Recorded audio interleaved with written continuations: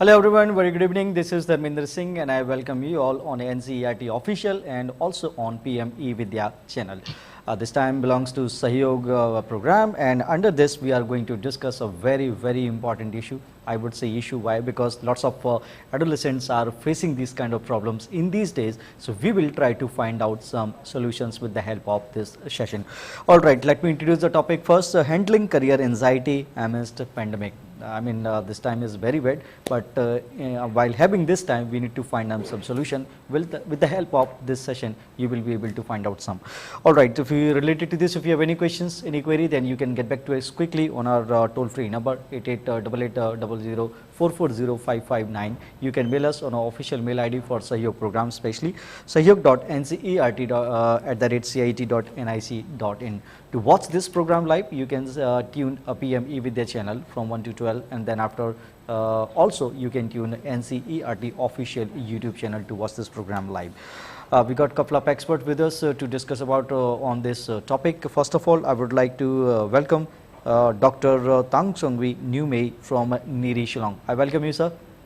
Thank you, sir.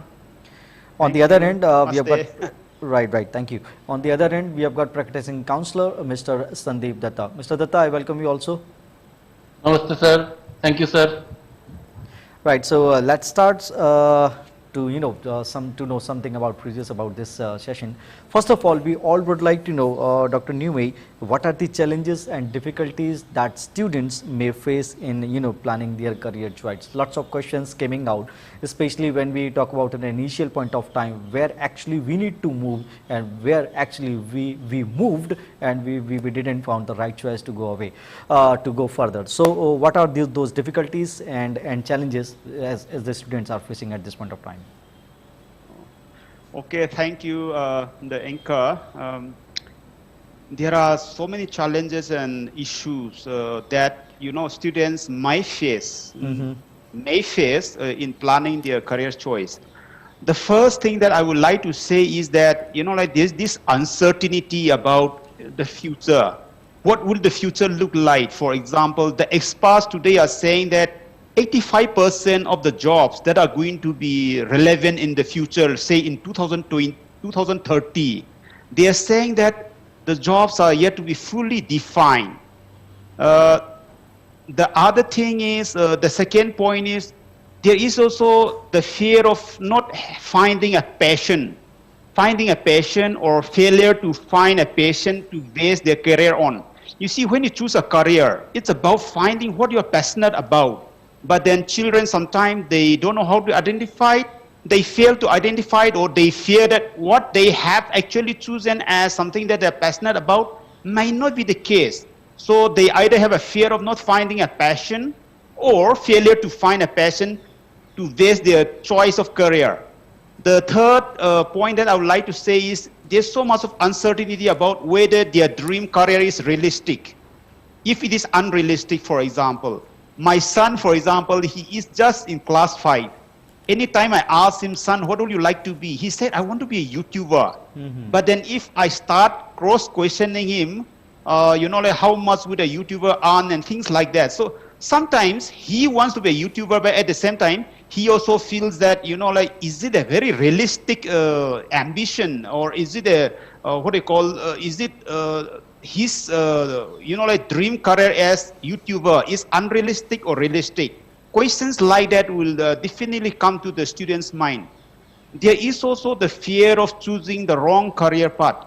If you choose the wrong career path, what will happen is that they will not live a very good life. They'll have a very low quality life, leading to some empty or unsatisfactory life later on. And since they are not able to find all the answers to the queries that they have about career, sometimes they will definitely have this kind of issues and challenges.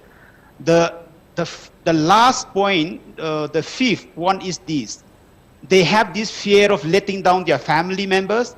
They also are scared that their peers, their friends may say this or that, and then the society at large. So there's pressure from all over to live up to the expectation of the family members, to live up to the expectation of their friends, and also the society at large. So these challenges and problems may cause, like career-related anxieties. Today we're talking about career-related anxieties because this career indecision, which comes from this kind of challenges and issues that are confronting our children, they might lead to wrong career choice.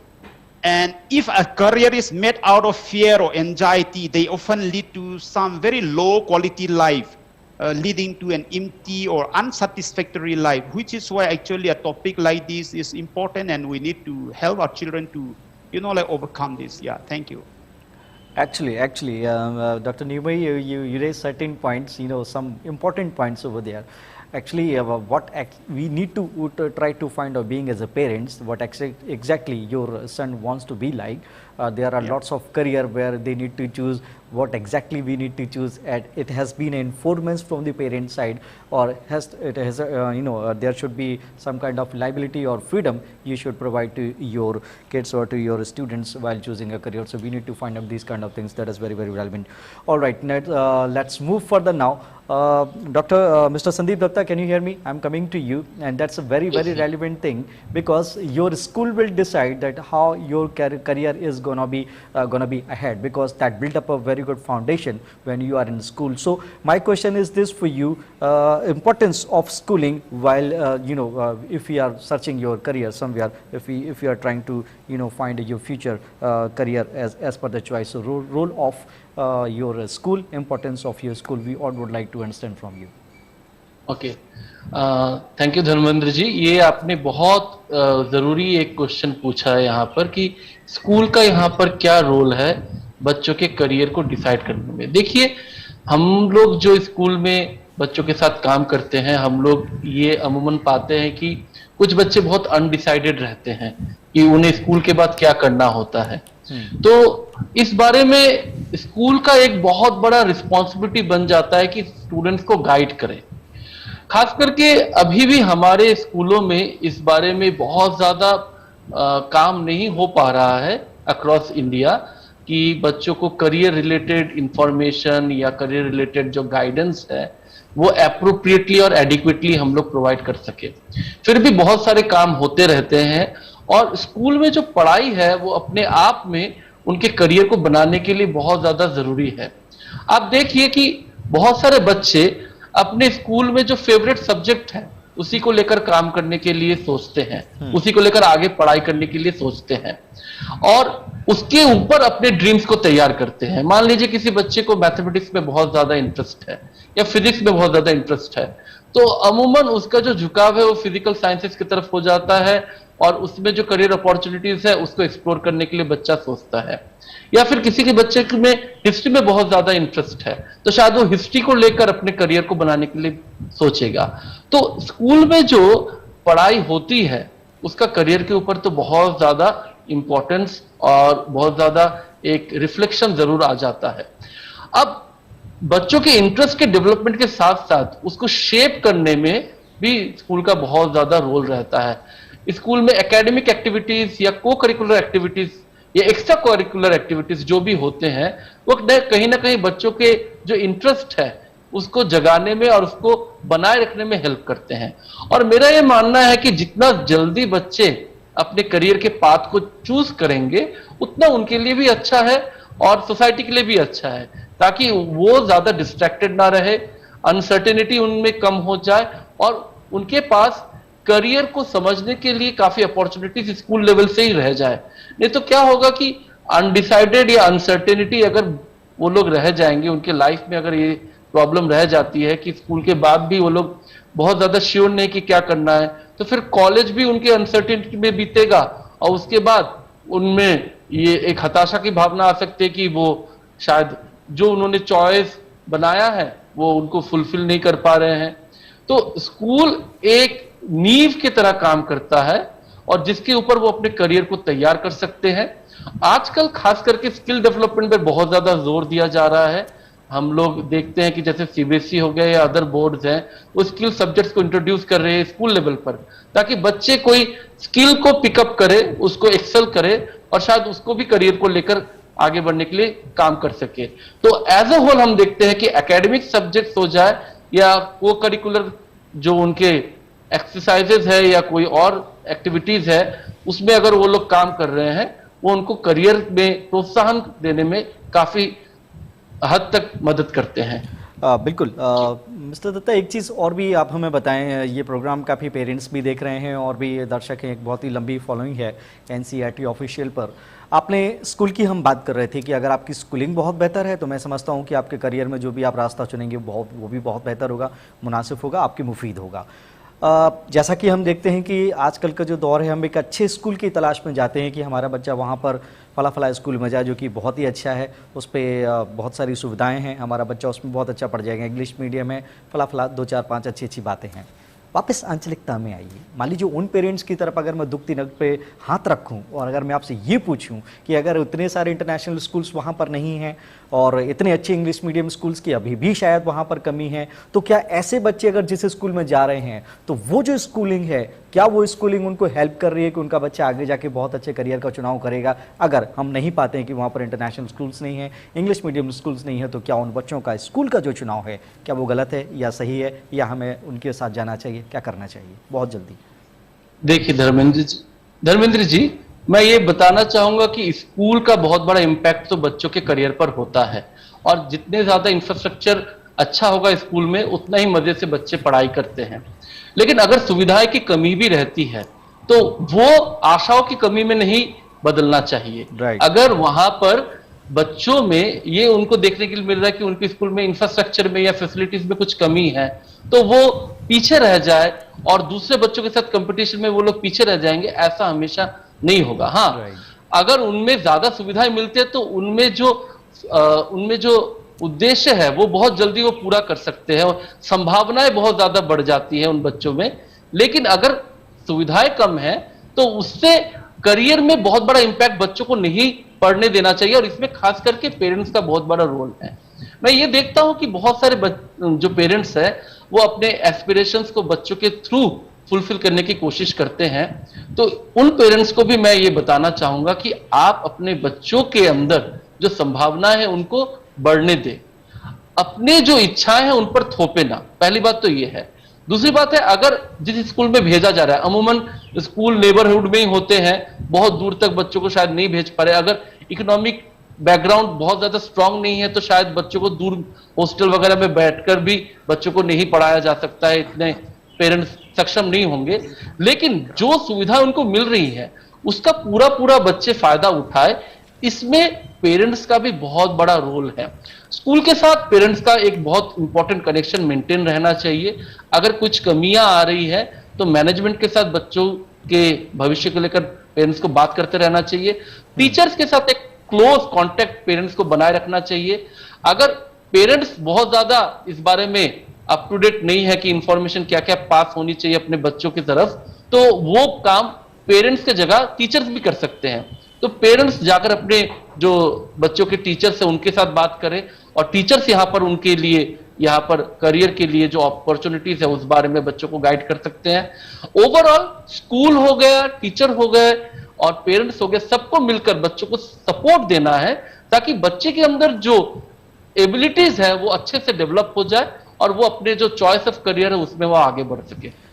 बिल्कुल, क्या बात है mister Dutta, आपने काफ़ी अच्छा एक जवाब यहाँ पर दिया। अच्छा, इसलिए कि हम कहीं ना कहीं इस भीड़ में, इस वहापों की स्थिति में रह जाते कि ये जो स्कूल था बहुत ही इंटरनेशनल था, ये इसमें काफ़ी मानवीय संभावनाएं थी जिनको हमारा बच्चा शायद नहीं तलाश कर पाएगा क्योंकि फला फला स्कूल में आपके बच्चों को एडमिशन नहीं मिला। लेकिन उसी समय ज़रूरत ये होती है कि आप अपने बच्चे के अंदर उस स्किल्स को, उस टैलेंट को ढूंढने की कोशिश करें जिसके पीछे भागना, मैं समझता हूँ, समझदारी होगी, ना कि मैं समझता हूँ कि हवा में पत्थर मारने वाली बात कि फला फला स्कूल था तो हमारा बच्चा पीछे रह गया, आगे हो सकता था, इन सारी चीज़ों को दरकिनार करते हुए। राइट, इसीलिए कहते हैं कि पेरेंट्स का, काउंसलर का जो रोल है बहुत ही इंपॉर्टेंट है। टीचर्स के साथ साथ आई थिंक उनकी भी बहुत अग्नि परीक्षा है। Let's move forward now and try to know about the anxieties if we are going to find out our career. So doctor Newmei, I am coming to you. So how can the students overcome career anxieties, if I would say, since one and a half year till now under the pandemic situation? It's gonna be more difficult. It was already, I would say. Dr. Numei. Yeah. Thank you, Dharmendra ji. I know that the situation for children when they think about their career is exciting, but at the same time it can be so stressful, and more so in a pandemic situation like this. But then I would like to tell some few things that our parents and guardians and children need to keep in mind. The first thing I would like to say is this. Please begin with the end in mind. Begin with the end in mind means, what is your idea of a good life? What is your idea of a happy and successful life? That is the first question students and parents and guardians need to ask. So, what is your personal philosophy about career? When you do a job, is it just about making a living, or is it going to be an expression of yourself? I believe that whatever job you do has to be an expression of yourself. So therefore, it's not just about earning money or getting financial success, name and fame, family expectations, or living a luxurious life. So you first ask yourself, what do I want out of my life? The second thing that they need to go through is they have to identify their passions, their talents and competencies. What do you love doing, children? What do you really like to do? Then what are you passionate about? What is it that you really like to do? So you turn these passions or this interest into a career by creating your own goals of a career that align with your values and your idea of a good, happy and successful life. You must have some passions. That passions must be aligned to the idea, to the values of a good life, a happy and successful life. So why do I say this? I say this for a reason.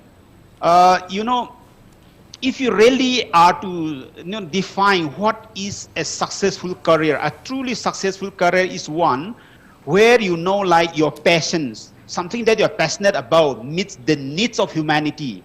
So try to find out the point of intersection means where your passions and your strengths, your skills are meeting, such that you'll be able to realize the goal of a good, happy and successful life for yourself. So to be able to do this, to be able to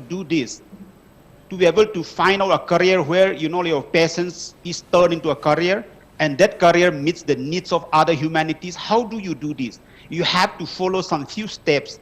Number one, you have to focus on what you love to do, what children love to do. Right. The second is avoid comparing yourself to others. You are unique, you are special, you are fearfully and wonderfully made. So why should you compare yourself to others? After that, you have to evaluate your own skills and interests. What interests do I have? What are the skills I have? So that you'll be able to decide what do you actually want to do. And then to be able to find this out, you have to spend some times, defining what your true passions are. Like for example, my son now, he wants to be a YouTuber.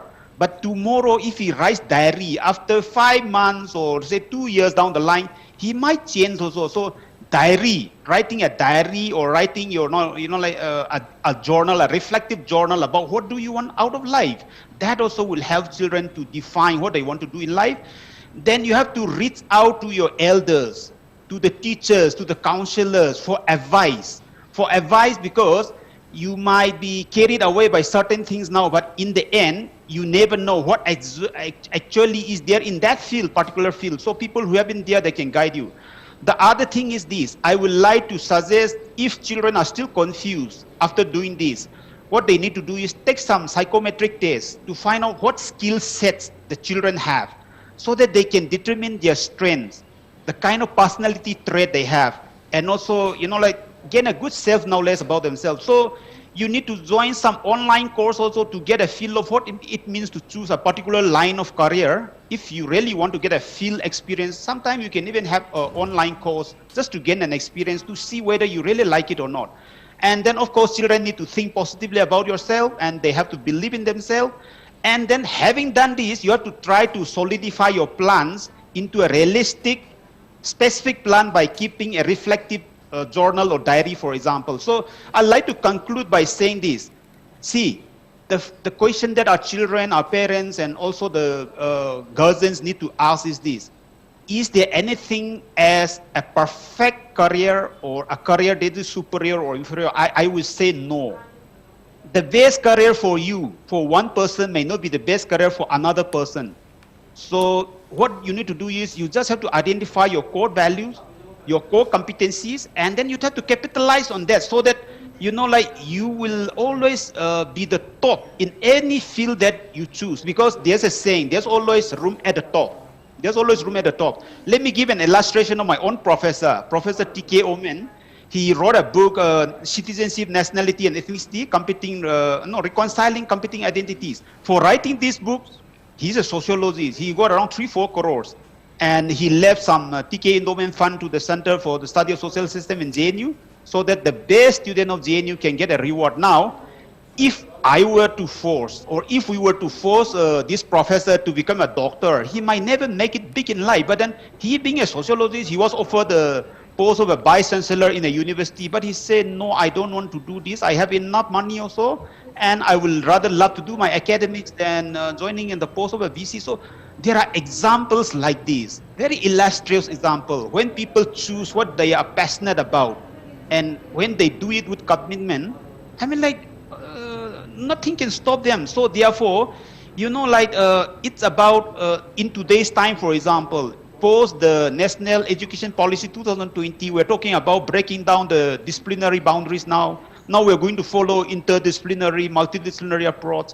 There will be a lot of interlinkages with the vocations or vocational training also. So therefore, what do our children need to do now? They actually need to start thinking about the kind of skills, the new age skills and abilities that are transferable and hence marketable. So your capacity to work in a very flexible, creative manner with the skill to adapt to the new situations is going to become one of the fundamental attributes of becoming a successful, you know, like a person in, you know, like in life. So therefore, you know, our children needs to inculcate this sense of the capacity to work in a flexible and, you know, like adapt themselves to any new challenges that may come out. So we even have design thinking and all now that are coming. Therefore, what we need to emphasize is that, you know, like our children should rather focus on their passions and build their skill sets so that they will be, you know, like able to transfer all these skills and abilities to any work situation they are offered. Earlier, I was talking about 85% of the job not being very clearly defined yet, which will become relevant in 2030, for example. So they need to train themselves in such a way that, you know, like they can work in a very flexible manner, adapt to situations that demands creativity. Yeah, thank you, Davendraji. Right, beautifully explained by Dr. Newmay. I will definitely come back to you once, you know, time will allow me to ask a few more questions to you. All right, yeah. So let's move further and let's talk about some difficulties under the pandemic situation. Mr. Sandeep, can you hear me? Mr. Datta, are you there? Yes. चलिए, एक बहुत ही संवेदना से भरा हुआ एक प्रश्न है जो कि एक प्रश्न ही मैं समझता हूँ कि इश्यू हो गया होगा, यूनिवर्सल समस्या है। अब जो बच्चे आगे की तरफ जा रहे हैं, जिन्होंने मैट्रिक कंप्लीट किया है या इंटरमीडिएट किया है या फिर जिनके रिजल्ट्स अवेटेड हैं ग्रेजुएशन के लिए और फिर उनको आगे की तरफ जाना है, तो प्रश्न ये वही है, लेकिन जो सिचुएशन है कहीं ना कहीं वो इतनी भयानक है कि ये जो प्रश्न है बहुत ही प्रासंगिक और संजीदा सा हो जाता है कि अगर मान लीजिए उनको करियर जो अभी चूज़ करना है तो उसके अंदर जो डिफ़िकल्टीज आ रही हैं पैंडेमिक के लिए, तो वो ऑनगोइंग समस्या से किस तरीके से निपटने की कोशिश करेंगे, कहाँ उनको इस बात को जाकर सोचना चाहिए कि ये जो रास्ता है, ये जो बात है करियर के लिए मेरे लिए सर्वोत्तम है, मेरे लिए बेहतर है। उसके बाद दो प्रश्न और भी लाइव आए हैं, इस प्रश्न के बाद मैं उसको जोड़ने की कोशिश करूँगा, बहुत जल्दी से आपको बताना। जी देखिए, करियर चॉइस या करियर प्लानिंग अपने आप में ही बहुत बड़ा एक चैलेंज होता है स्टूडेंट्स के लिए। और जब से पैंडेमिक स्टार्ट हुआ है, आप मान लीजिए कि बच्चों के ऊपर जैसे पहाड़ टूट पड़ा है, क्योंकि एक तो वो स्कूल में है नहीं, स्कूल में फिजिकली वो प्रेजेंट ना होने की वजह से जो अपॉर्चुनिटीज उनके पास होती अपने करियर को डिफाइन करने के लिए या करियर पाथ को डिसाइड करने के लिए, वो अब बहुत उनसे दूर हो चुका है। तो बच्चे बहुत ज्यादा कंफ्यूज्ड है, पहली बात तो ये है। और उनमें जो एंथुसियाज्म था, उनमें जो इंटरेस्ट था, वो कहीं ना कहीं बहुत कम होता जा रहा है पिछले 1.5 साल के ये प्रोलॉन्ग्ड एब्सेंस ऑफ स्कूल से। बीच में एक बार स्कूल खुले थे और बच्चे वापस भी आए थे, हॉस्टल्स में भी बच्चे वापस आए और डे स्कूल्स में भी बच्चे वापस आए, और खास करके जो क्लास 10th एंड 12th के हैं। तो ये 10th और 12th के जो बोर्ड के बच्चे होते, वही ज्यादातर कंसर्न रहते हैं अपने करियर के बारे में। बाकी बच्चे भी होते हैं, लेकिन ट्वेल्थ के बच्चों के ऊपर ज्यादा प्रेशर रहता है अपने करियर पाथवे को डिसाइड करने के लिए। अच्छा, एक सेकंड, मैं आपको यहीं पर रोकना चाहूंगा। आपने बोला कि बच्चों के ऊपर ज्यादा प्रेशर रहता है। रोहित कुमार जी इन्होंने पूछा है कि 12 I think after 12 I am looking for a legal professional like. अच्छा ठीक है, इनका प्रश्न कुछ यही है कि 12th के बाद वो थोड़ा सा प्रोफेशनल कोर्स देख रहे हैं बट कंफ्यूज हैं कि कौन सा चूज़ किया जाए नहीं किया जाए। अक्सर युवाओं में ये कन्फ्यूजन रहती है, खासतौर से 12th के बाद जब वो ग्रेजुएशन की तरफ जाते हैं तो वो एक नीड ढूंढने की कोशिश करती है कि यहाँ पर मुझे जाना चाहिए, यहाँ पर जाना चाहिए। इतने सारे अवसर आपके सामने, आप खुद एक कन्फ्यूजन की स्थिति ओढ़ लेते हैं। क्या किया जाना चाहिए ऐसे समय पर? देखिए, मैं बस याद दिला देना चाहता हूँ, न्यूमैन सर ने एक बहुत इंपॉर्टेंट बात कहा था कि जो काम में आपको मजा आए, जिस काम में आप हैप्पी फील करें, जिस काम में आपका इंटरेस्ट आपको लगे कि पूरी तरह से आप दे सकते हैं, अपने जो कॉम्पिटेंसीज है, आपकी जो एबिलिटीज है, उसको अच्छे से आप निखार सकते हैं, ऐसे काम को आप चॉइस में लाइए। अब करियर के बारे में बच्चों के पास बहुत ज्यादा क्वेश्चंस होते हैं क्लास 12 के टाइम पर, और बहुत सारे एंट्रेंस एग्जाम्स होते हैं, कॉलेजेस में जाने के लिए बहुत सारे चॉइसेस होते हैं, तो बच्चे बहुत ज्यादा ऑटोमेटिकली कंफ्यूज हो जाते हैं। तो जैसे लॉ के लिए आपने बताया, लॉ के लिए बहुत सारे एंट्रेंस एग्जामिनेशंस होते हैं। सबसे प्रोमिनेंट है क्लैट, CLAT। तो ये जो एग्जाम है ये नेशनल लॉ यूनिवर्सिटीज के लिए ली जाती है और एक सेंट्रलाइज एग्जाम होता है। तो अगर जो बच्चे ने आपसे पूछा है, अगर वो अभी तो उसका एग्जाम भी हो चुका है शायद, अब दूसरे यूनिवर्सिटीज में यूनिवर्सिटी लेवल पर भी बहुत सारे इंट्रांसेस होते हैं। आप ये जो बच्चा सुन रहा है, मैं उनको बताना चाहता हूं कि आप सेंट्रल यूनिवर्सिटीज हो गए या दूसरे भी स्टेट यूनिवर्सिटीज हो गए आपके राज्य में, दूसरे राज्य में, आप देखते रहिए यूनिवर्सिटी लेवल पर भी एंट्रांसेस होंगे, आप उनमें अपीयर कर सकते हैं और सिलेक्टेड होने पर आप लॉ का कोर्स परस्यू कर सकते हैं। वापस आने पर मैं जो बात कह रहा था कि बच्चों के ये जो कंफ्यूजन है वो पैंडेमिक में इसलिए बढ़ गया है कि उनको इंफॉर्मेशन मिलने में बहुत दिक्कतें आ रही है। स्कूल में होते तो जो उनके पीयर्स होते हैं या उनके सीनियर्स रहते हैं वो काफी हद तक गाइड करते हैं, टीचर्स होते हैं वो बहुत सारा डायरेक्शन देते हैं, ये थोड़ा कम हो गया है। ओवर द फोन चल रहा है और ये जो फिजिकल प्रॉक्सिमिटी नहीं होने की वजह से एक लैक ऑफ कॉन्फिडेंस भी बच्चों में आ रहा है। और मैं ये बताना चाहूंगा बच्चों को कि ये जो है वो काफी सामयिक परिस्थिति है, आने वाले दिनों में ये सुधार आएगा। आप लोग अपनी हिम्मत को मत हारिए और अपने करियर के ऊपर फोकस रहिए। जहां से इंफॉर्मेशन मिल सकता है, जहां से हेल्प ले सकते हैं, लीजिए और अपने करियर पर आप फोकस रहिए। बिल्कुल, एक चीज़ का और आप निवारण करें, जो प्रश्न पूछा गया है और ये भी रोहित जी पूछ रहे हैं और उन्होंने काफ़ी लोगों के आवाज़ में आकर ये प्रश्न पूछा है और वो ये जानना चाह रहे हैं कि खैर जानना तो खैर नहीं चाह रहे हैं, इसका समस्या का निदान कैसे हो, जो कि एक समस्या नहीं है लेकिन है। Lots of studies going online कर रहे हैं, घर पर हैं, तो वो पढ़ के उनका मन थोड़ा सा विक्षुब्ध हो गया। आई थिंक मैं समझता हूँ सारे स्टूडेंट्स की ये कहानी रही है। तो फिर ऐसे में क्या किया जाना चाहिए? ऊपर से एक जो मनोवैज्ञानिक दबाव है वो भी कहीं ना कहीं हावी हो रहा है। तो पढ़ाई तो कहीं ना कहीं हम कर रहे हैं, लेकिन इस दबाव का हम क्या करें, और इस दबाव की स्थिति में जो हम पढ़ रहे हैं क्या वास्तव में वो हमारे मस्तिष्क के होकर जा रहा है, उसको हम पचा पा रहे हैं, एडजस्ट कर पा रहे हैं नहीं। बहुत कम वक्त में इसको आपको बताना है, इसके बाद हम सेशन वाइंड करेंगे। देखिए, एक्चुअली ये जो ऑनलाइन क्लासेस चल रहे हैं ये एक सब्स्टिट्यूट के हिसाब से हम लोग बनाने की कोशिश में लगे हैं कि बच्चों के जो फिजिकल क्लासेस है चूंकि अब नहीं हो पा रही है और आने वाले कितने समय में हो पाएगी इसका भी कोई ज्यादा संभावना या क्लियर इंडिकेशन हमारे पास नहीं है। तो रोहित जो आपसे माध्यम से जो प्रश्न पूछ रहा है मैं उसको ये बताना चाहता हूँ और दूसरे जो भी सुन रहे हैं इस प्रोग्राम को, आप लोग इस बात को थोड़ा समझने की कोशिश कीजिए कि ऑनलाइन क्लासेस बहुत ज्यादा जरूरी है और बहुत सारे बच्चे अनलकी है कि उनके पास डिवाइसेस नहीं है या इंटरनेट कनेक्टिविटी नहीं है, लेकिन शायद आपके पास वो सुविधा है।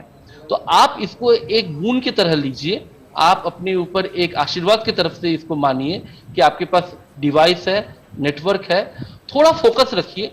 हाँ, मैं ये मानता हूं कि स्कूल का जो एम्बियंस है, उसका जो एटमॉस्फेयर है, वो ऑनलाइन क्लासेस में कभी भी डुप्लीकेट नहीं किया जा सकता है, वो कभी भी मिल नहीं सकता है।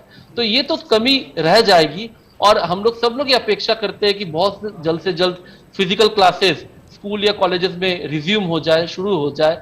लेकिन जब तक नहीं हो पा रहा है, आप for the sake of your career please stay focused and take the advantage of all these online activities, classes, and the features what you can get from these online classes. Please take this opportunity, इसको आप left out मत कीजिए और focus रखकर आप अपनी anxiety को भी कवर अप कर सकते हैं। अगर बहुत ज्यादा दिक्कत आ रही है, एक ब्रेक लीजिए, फिर आकर अपनी पढ़ाई को रिज्यूम कीजिए। तो ब्रेक और रिलैक्सेशन के साथ आप पढ़ाई को चालू रख सकते हैं, अपने स्ट्रेस को कम कर सकते हैं।